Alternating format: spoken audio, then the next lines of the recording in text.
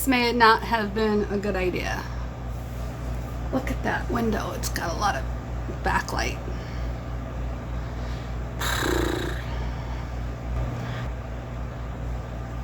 Okay, so you know me as Crystal, and I've recently touched up the blue and mint colors in my hair. I kind of just blended it all in the blonde parts as my roots are coming through.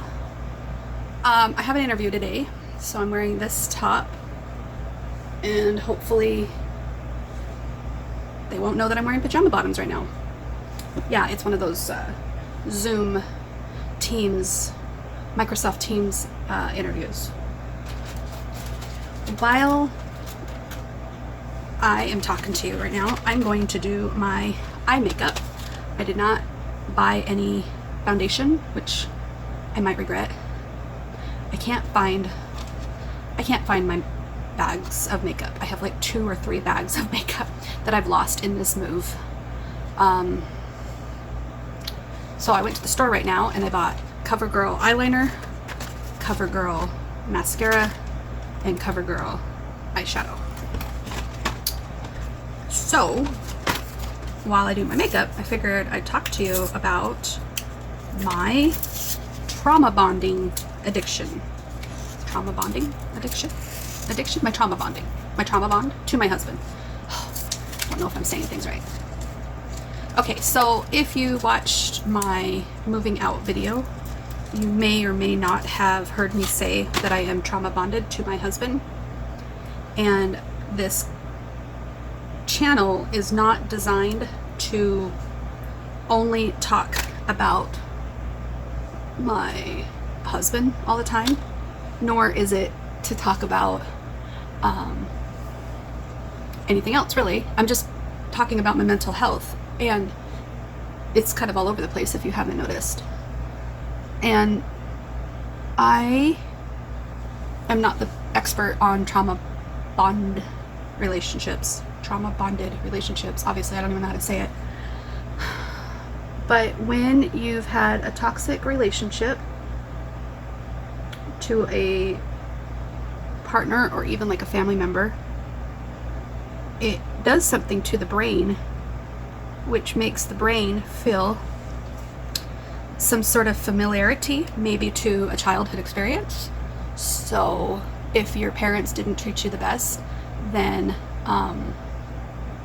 you may have gotten love and validation by catering to their poor behaviors or obeying their requests and demands or whatnot. There's so many ways to be trauma bonded to somebody, because it starts off with our childhood experiences. It's like a complex PTSD sort of thing. Don't judge me. I don't know how to do makeup either, so this is not a tutorial. What am I saying? I'm basically saying that I didn't grow up in the healthiest of households in my childhood, and I was not a fully emotionally aware adult by the time I married my husband. I married him when I was 25 years old, and I'll be 40 next week. Not next week.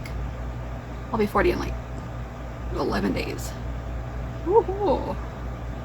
And my knee-jerk reaction to life prior to meeting my husband was always to do the right thing. That's what I was programmed to do as a child. Is I never wanted to feel like a bad kid, bad girl, bad sister, bad girlfriend, bad friend, bad daughter.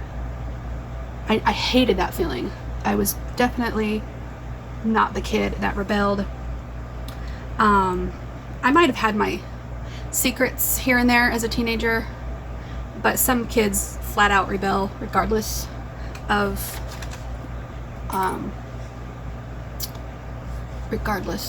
getting caught. They just don't give a flying beep. I wasn't that way, and I struggled with finding my autonomy because I was heavily dependent and reliant on the approval of others to tell me that I was doing a good job. So when I met my husband, who was not emotionally aware of his mental health issues either, he, I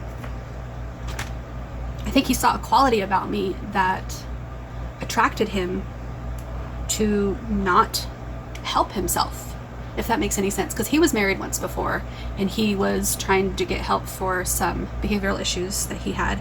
And then when he met me, it's almost like all of that stopped, because now he met someone that would not only accept him and love him unconditionally, but also not challenge him to work on himself anymore. Basically, he gave me a list of demands and expectations and desires and wishes and boundaries, he called them.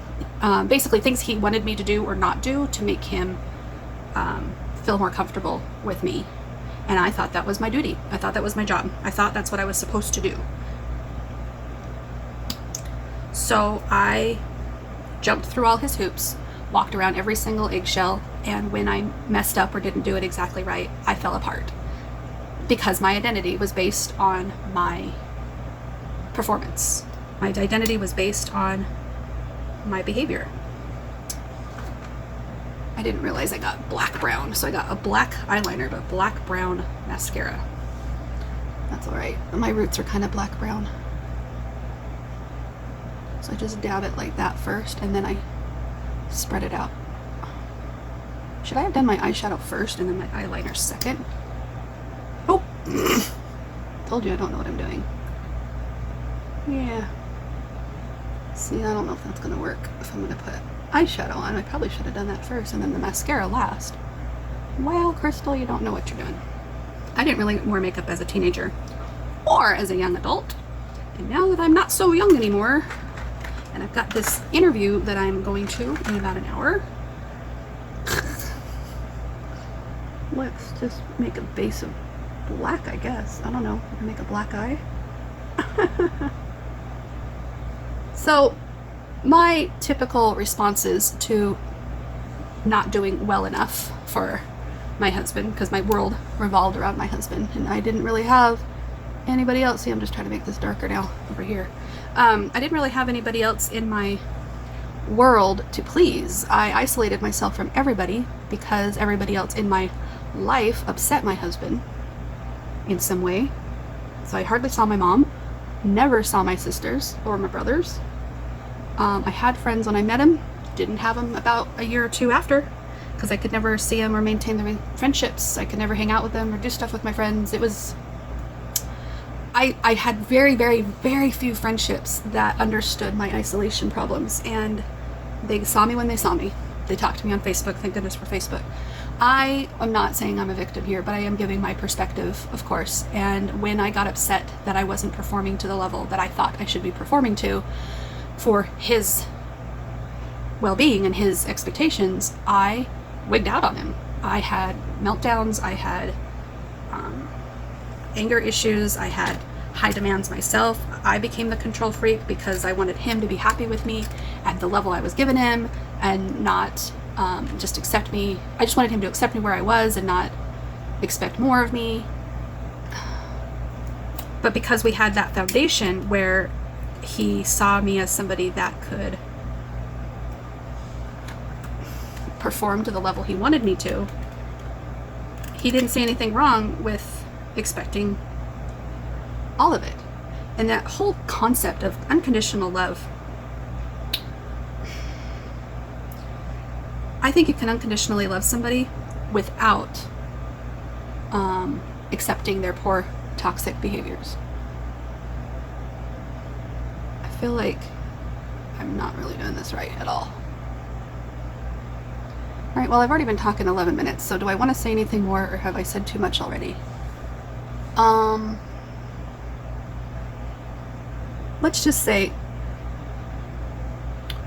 we've been through 7 marriage counselors. We're on our 8th one right now. We have our next appointment on the 15th of April, and we're not doing okay. We're not doing okay when we're together, and we're not doing okay when we're apart, because our trauma bond is so thick. We have a lot of love and passion for each other, but we also have a really rocky foundation. What the heck am I doing with my eyes? Wow. I feel like I'm Mimi on the Drew Barrymore show. Drew Barrymore? Drew Barrymore? Not Drew Barrymore. On the Drew show. What was that show called? Drew something. Not Drew Barrymore. I know, right? I've got some white here. Should I put some white on? It's a good thing it's in an hour. Maybe it'll rub off a little by then.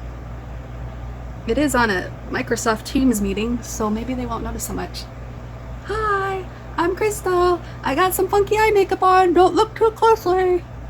Oh my gosh. This is for a promotion at work. That's what I'm going for. Hopefully I get it, but I'm not going to be too sad if I don't, to be honest. It would be more responsibility, and yeah, with where my mental health is at right now, I'm kind of enjoying the downtime. When work is having downtime, I like the downtime. I don't want to be adding extra to my plate if I don't have to, but I do need the money, so I'm gonna go for it, and we'll see what happens. Okay, so I don't know if there's more that we want to talk about with this subject, or if I'm already sharing too much that's kind of confusing or not at all making sense, or I don't know, maybe there's more to talk about or not. I don't know. I'm gonna let you go though. That's all I got. I don't have any more makeup, so that's all I got. I'll talk to you later. Thanks for watching. Bye.